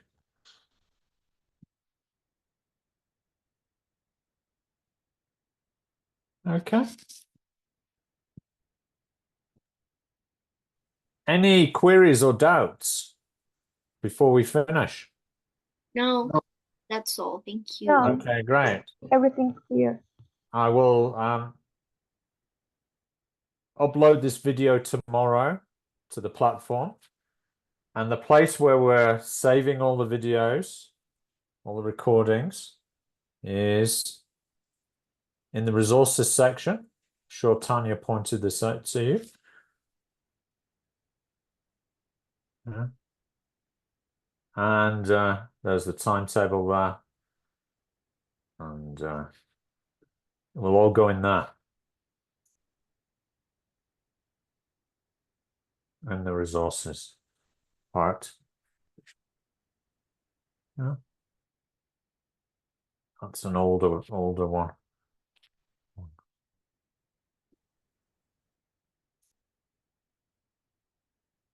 Resources. So there's not much there at the moment, but it will soon fill up.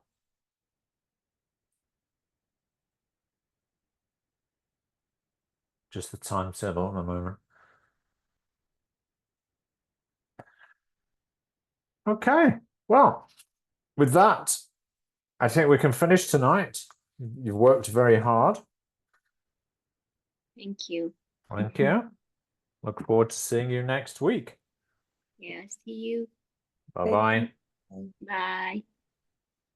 Thank you.